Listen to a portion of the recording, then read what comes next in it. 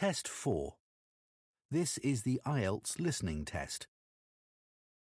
You will hear a number of different recordings and you will have to answer questions on what you hear. There will be time for you to read the instructions and questions and you will have a chance to check your work. All the recordings will be played once only. The test is in 4 parts. At the end of the test, you will be given 10 minutes to transfer your answers to an answer sheet. Now turn to Part 1.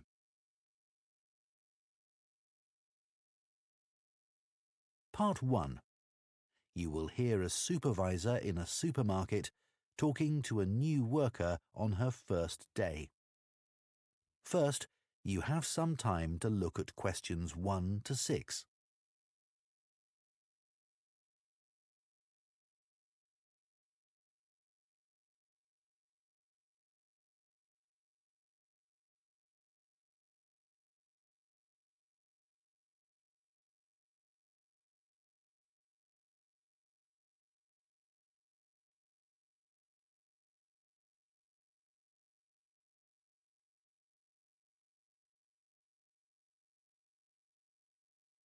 Now listen carefully and answer questions 1 to 6. Hello, Charlotte. I'm Caden, one of the supervisors. Welcome to the team. Hi, Aidan. It's Caden. I'm so sorry. Oh, don't worry. People often get my name wrong. They never know how to spell it. It's Kaeden, in case you ever need to write it. I'll try and remember. So, there are a few practical things you need to sort out this morning. Then I'll show you what you're going to do today. The email I received said to go to the front desk to show my letter of appointment and pick up my badge. You'll need that for the staff room and other areas of the supermarket where shoppers aren't allowed. So, after you've finished at the front desk, I'll take you to the staff room. Put your coat and rucksack in one of the lockers there. Take whichever one is free. Will I have a key? Yes, try not to lose it. At the end of the day, leave it in the door for the next person to use. Will do. You also need to go to the HR department to see Tiffany. She's really helpful. I was told to bring my passport with me. HR need to take a note of the number in it. That's right. Or you can show your ID card. I don't have one of those. OK. Tiffany will give you a uniform. They have lots in different sizes, so you just tell her what you need. I won't come with you to HR. I've got to go and sort something else out. Problem with a bread slicer. Is the HR office near the staff room? The staff room's on the 1st floor, and HR are a couple of floors above that, on the 3rd floor. There's a staircase outside the staff room. OK. When you're finished with HR, come and find me in the bakery section of the shop. I'm looking forward to getting started. I'll just give you my phone number in case you can't find me. Have you got your phone there? Yes. OK. Ready? It's 0412 66 5903. OK. Done. Before you hear the rest of the conversation, you have some time to look at questions 7 to 10.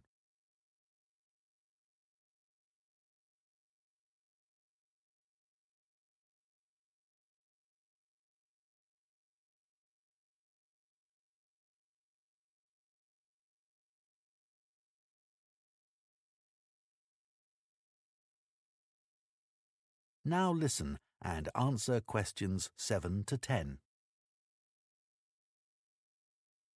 So, Charlotte, your tasks today are in the bakery section, on the sushi counter, and on the meat and fish counters. The first job is to check sell-by dates on the bread and cakes. If any of the dates are today's, put a new price label on the packaging. What if any of the labels are yesterday's dates or older? Do I throw those items away? Yes, but that shouldn't happen. We check the stock every day. When something needs a new price label, put a yellow one on the package next to the original price. OK. After that, you'll go to the sushi takeaway counter. Will I be preparing boxes of food? For today, you'll just be helping the staff. Yes, of course. You'll see lots of flat cardboard boxes at one end of the counter. Beneath those is where we keep the plastic boxes. We run out of those really quickly, so you should bring more from the storeroom.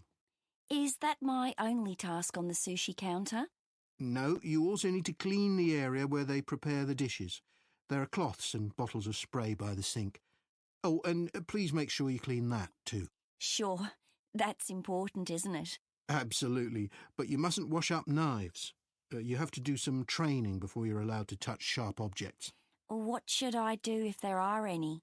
Ask someone to put them in the dishwasher. OK, thanks. I don't want to get anything wrong. Don't worry, you'll be fine. And I'll be around to help. Right.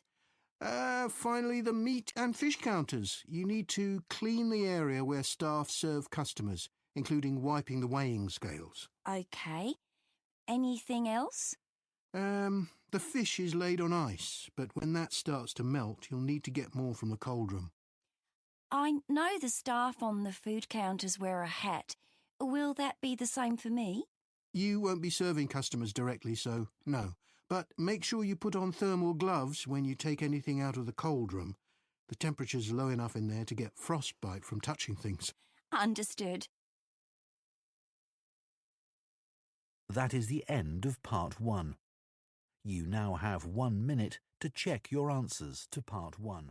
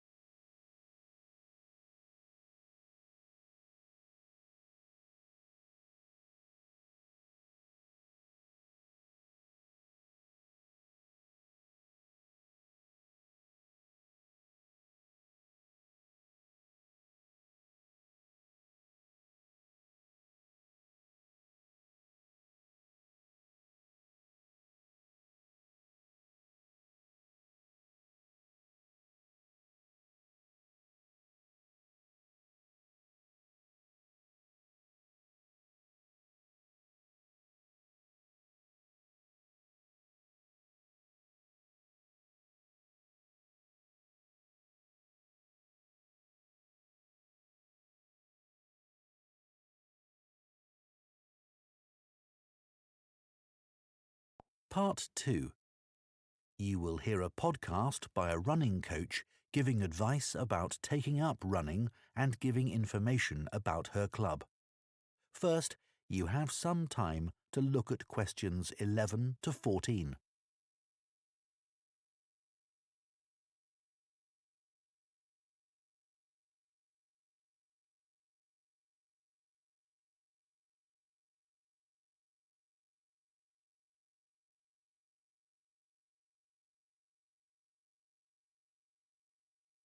Now listen carefully and answer questions 11 to 14. My name's Liz Fuller and I'm a running coach with Compton Park Runners Club. Welcome to my podcast. If you're thinking about taking up running, I'm here to help. There are many training programs available online which aim to help people build up to running 5 kilometres. Some of them are great, and thousands of people of all ages are taking part in 5-kilometre races across the country as a result. People like them because they're easy to follow and don't push them too hard. However, they don't work for everyone, especially if you suffer from something like a heart condition or asthma, because they're aimed at people with average fitness and running ability. Another thing is that everyone is different, and if you have any specific questions related to your needs, there's no one to provide any answers. I have a couple of simple tips I always give to new runners. I expect you've been told to run very slowly until your fitness increases. Well, I find that can prevent progress. You should run at a speed that feels comfortable, but time yourself and try to run a bit faster each time. Listening to music can be very helpful. It takes your mind off things and helps your body get into a rhythm. I'd say that is better than running with a friend, especially as most people are competitive, and that's not what you want when you're just starting. I don't think the time of day is especially important. Some people are better in the evening, while others are morning people. But you need to be consistent, so aim to train regularly. Twice a week is enough to begin with. Before you hear the rest of the podcast, you have some time to look at questions 15 to 20.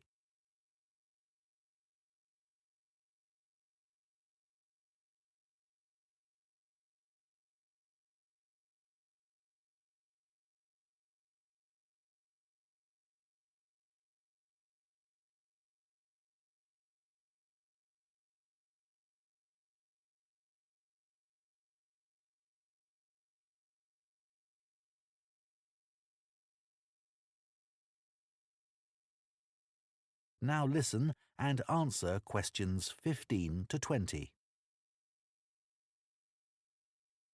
New members often say to me that they've been put off running either because they lack confidence, or they don't have time, or they think they dislike running.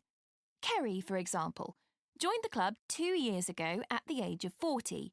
She'd always enjoyed running at school, but wasn't sure if she'd be able to do it. She was worried about being left behind and being the slowest runner.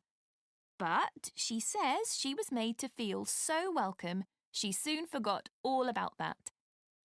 James had always hated the idea of running, but a friend encouraged him to come along for a taster session, and he hasn't looked back. He never misses a training session, despite having a really demanding job. Leo was worried about having to commit himself to training sessions every week and wasn't sure he'd be able to fit training into his busy schedule. But after experiencing a lot of stress at work, he came along to us and gave it a go.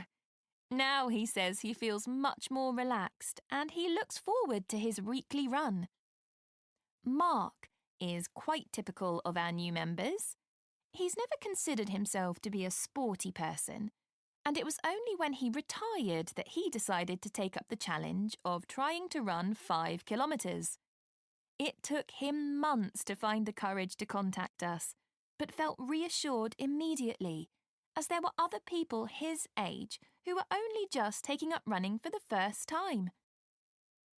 My own journey hasn't been easy. I did my first marathon when I was 37, after having had 2 kids. My husband had been running marathons for years, but I never dreamed I'd be doing one with him. I managed to complete it in 4 hours, but I felt like giving up halfway through. It was only the support of the spectators that kept me going. I do think signing up for a race of whatever length is motivating, whether it's 5k or 25k, because it's good to have something to work towards, and it gives you a sense of achievement. I did my first 10k after only 6 months, which was certainly very challenging and not something I'd necessarily recommend. But after you've been training for a few weeks, it's worth putting your name down for a 5k. Some people find they only need a few practice runs before taking part in a race, but I'd give yourself a couple of months at least. Well, I hope that's given you a really good idea of what... That is the end of part 2. You now have 30 seconds to check your answers to part 2.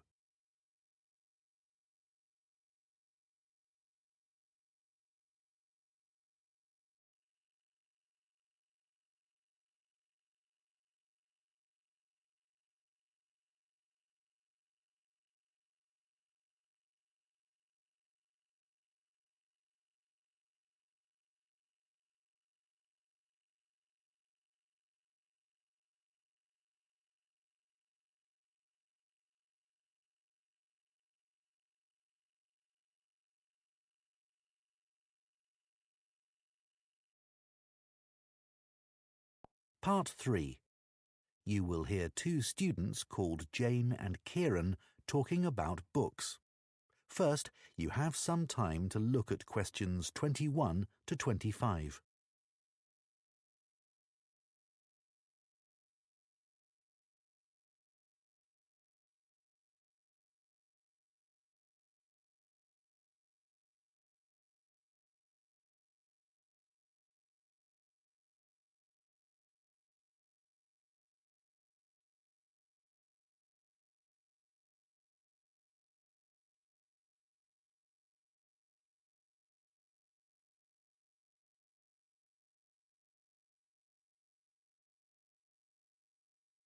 Now listen carefully and answer questions 21 to 25. So, Jane, you'll be off to Denmark soon to do your work placement. Yes, I'm really looking forward to it. And I've just started packing up all my books to put in storage. Well, I hope they don't get spoilt. It's okay. My grandfather works in a bookshop, and he told me how to pack them. Oh, that's helpful. He says you have to support the spine, otherwise the paper can come away from the cover. Yeah, that's obvious. He also told me to pack them flat in the box, not on their side. Again, because they can bend, and if you leave them like that for, say, a year, it's quite hard to get them back to their normal shape. Well, it's pretty clear that ruins them. But a lot of people just can't be bothered to protect their books. He always says it's such a shame that publishers don't use better quality paper. It's the acid in the paper that causes the problem, isn't it? Yeah, that's why old books go yellow. You know, some of the books my grandfather's given me are like that already. Oh. I should dump them really if they're going to deteriorate further, but I'd feel bad. They'll always remind me of him. He's quite a collector, you know. Well, if they're important to you. Yeah, I'd regret just throwing them away. You know, maybe it's because I was taught to treasure books, but I hate seeing students force open the pages of paperbacks. They press so hard they end up breaking the spine. I know. But unfortunately, paperbacks aren't designed to last a long time, and people know that. Hardbacks aren't quite as weak. Yeah, they're different, I suppose. But I still don't think people value hardbacks like they used to. Well, they aren't decorative, are they, like other objects? Plus, nowadays, people don't keep them out on shelves as much as they used to. That's such a pity. When I visit someone, if they have, say, a colourful book on a table, it's the first thing I'm drawn to. I agree. And book covers can be a work of art in themselves. Some are really eye-catching. I've always been taught to handle books carefully. If you watch someone take a book off a shelf, well, they usually do it wrong. Ah, my grandfather says you should put your hand right over the top of the book. Or, if you can't do that, pull the other books on the shelf aside so that you can hold the whole cover. When did you learn all this? He watched me pull a heavy book off the shelf when I was small, and it fell on the floor and broke apart. Oh dear. Oh, I can still remember it. You know what I really like? What? The smell of new books. Me too. My parents used to laugh at me when I was a kid because I loved putting books up to my nose, almost as much as reading them. New books aren't cheap though, are they? I guess we're lucky we can buy them. My grandfather stocks second-hand books as well as new ones, and they don't smell quite as good. Before you hear the rest of the discussion, you have some time to look at questions 26 to 30.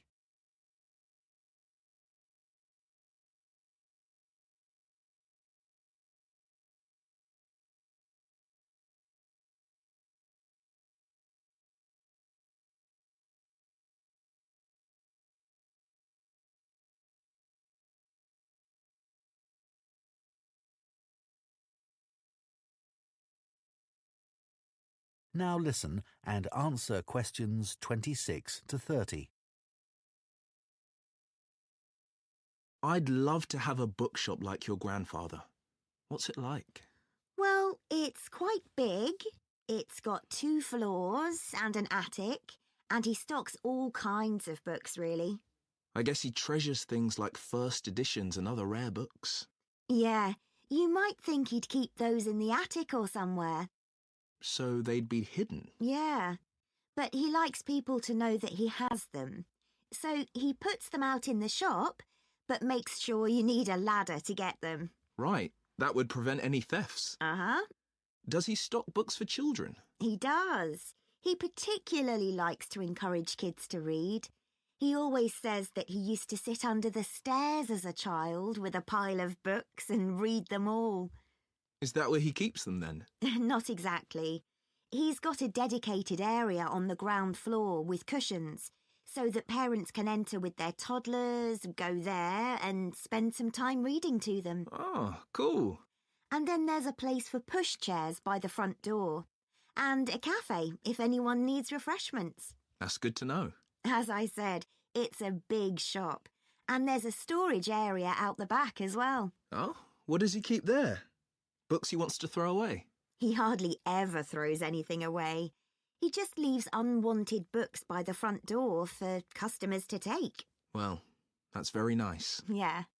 And books people or institutions have requested, they all go at the far end.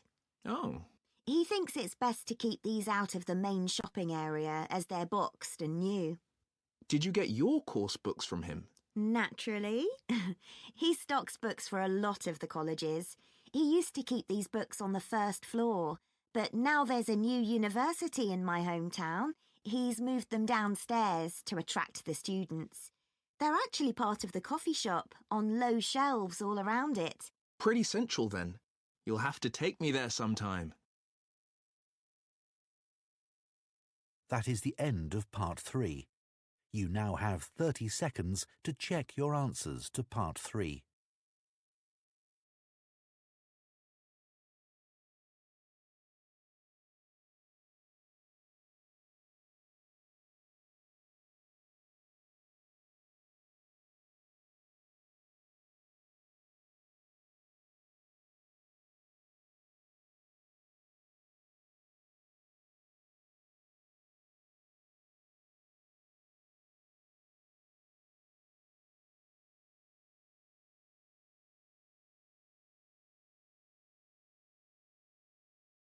Part 4.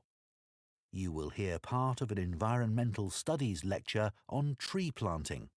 First, you have some time to look at questions 31 to 40.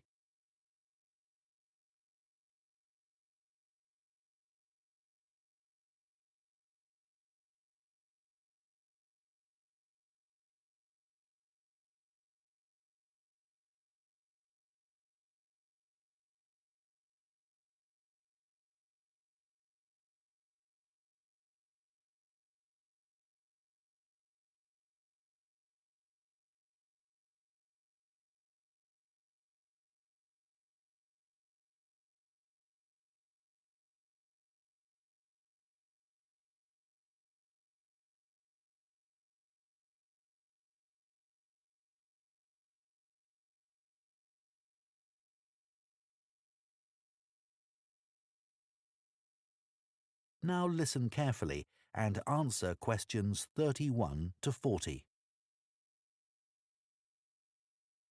Tree planting now dominates political and popular agendas and is often presented as an easy answer to the climate crisis, as well as a way for business corporations to offset their carbon emissions. But unfortunately, tree planting isn't as straightforward as some people think. When the wrong trees are planted in the wrong place, it can do considerably more damage than good, failing to help either people or the environment. Reforestation projects are currently being undertaken on a huge scale in many countries, and it's crucial that the right trees are selected. A mix of species should always be planted, typical of the local natural forest ecosystem and including rare and endangered species in order to create a rich ecosystem. It's important to avoid non-native species that could become invasive. Invasive species are a significant contributor to the current global biodiversity crisis and are often in competition with native species and may threaten their long-term survival. Restoring biodiversity that will maximise carbon capture is key when reforesting an area, but ideally any reforestation project should have several goals. These could include selecting trees that can contribute to wildlife conservation, improve the availability of food for the local community, and maintain the stability of soil systems. Meeting as many of these goals as possible whilst doing no harm to local communities, native ecosystems and vulnerable species, is the sign of a highly successful tree planting scheme. To ensure the survival and resilience of a planted forest, it's vital to use tree seeds with appropriate levels of genetic diversity, the amount of genetic variation found within a species essential for their survival. Using seeds with low genetic diversity generally lowers the resilience of restored forests, which can make them vulnerable to disease and unable to adapt to climate change. Choosing the right location for reforestation projects is as important as choosing the right trees. Ultimately, the best area for planting trees would be informally forested areas that are in poor condition. It's better to avoid non-forested landscapes such as natural grasslands, savannas or wetlands, as these ecosystems already contribute greatly to capturing carbon. It would also be advantageous to choose an area where trees could provide other benefits, such as recreational spaces. Reforesting areas which are currently exploited for agriculture should be avoided, as this often leads to other areas being deforested.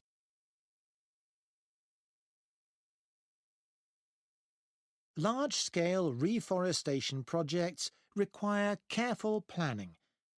Making the right decisions about where to plant trees depends on having the right information. Having detailed and up-to-date maps identifying high-priority areas for intervention is essential. Drone technology is a useful tool in helping to prioritise and monitor areas of degraded forest for restoration. In Brazil, it's being used to identify and quantify how parts of the Amazon are being devastated by human activities, such as rearing cattle and illegal logging. A good example of where the right trees were picked to achieve a restored forest is in Lampang province in northern Thailand. A previously forested site which had been degraded through mining was reforested by a cement company, together with Chiang Mai University. After spreading 60 centimetres of topsoil, they planted 14 different native tree species, which included several species of fig. Figs are a keystone species because of the critical role they play in maintaining wildlife populations. They are central to tropical reforestation projects as they accelerate the speed of the recovery process by attracting animals and birds which act as natural seed dispersers. This helps to promote diversity through the healthy regrowth of a wide range of plant species. Unlike the majority of fruit trees, figs bear fruit all year round, providing a reliable food source for many species. At this site, for example, after only 3 rainy seasons, monkeys started visiting to eat the fig fruits, naturally dispersing seeds through defecation. Reforestation projects should always aim to make sure that local communities are consulted and involved in the decision-making process. The restoration of mangrove forests in Madagascar is an example of a project which has succeeded in creating real benefits for the community. Destruction of the mangrove forests had a terrible impact on plant and animal life, and also badly affected the fishing industry, which was a major source of employment for local people living in coastal areas. The reforestation project involved hiring local people to plant and care for the new mangrove trees.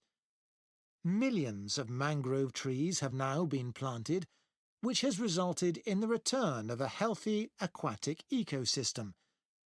The mangroves also act as a defence against the increased threat of flooding caused by climate change.